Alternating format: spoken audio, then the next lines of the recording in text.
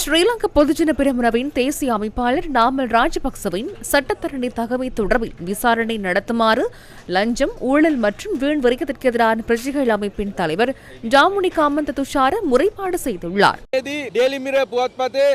நேற்று daily mirror பத்திரிகையின் செய்தி ஆசிரியரான நிர்மலா கண்ணங்கர தகவல் உரிமை சட்டத்தின் கீழ் பெற்றுக்கொண்ட தகவல்களுக்கு அமைய பெறப்பட்ட தகவல்களை வெளிப்படுத்தியுள்ளார். சட்டக்கல்லூரியில் நடத்தப்படும் பரீட்சை அல்லது ஏற்றுக்கொள்ளப்பட்ட பல்கலைக்கழகம் ஒன்றில் பெற்றுக்கொள்ளப்பட்ட பட்டமொன்றின் மூலமே இலங்கை சட்ட கல்லூரிக்கு பிரவேசிக்க முடியும். Namal Rajapaksa city of university பல்கலைக்கழகத்தில் பெற்ற பட்ட சான்றிதழை சமர்ப்பித்தே இலங்கை சட்ட கல்லூரிக்கு பிரவேசித்துள்ளார். எனினும் 2025ஆம் ஆண்டு தகவல் உரிமை சட்டத்துக்கு அமைய நாமல் ராஜபக்ஷ 2009ஆம் ஆண்டு செப்டம்பர் மாதம் 25ஆம் தேதியாகும் போது சட்ட கல்லூரிக்கு பிரவேசித்துள்ளார்.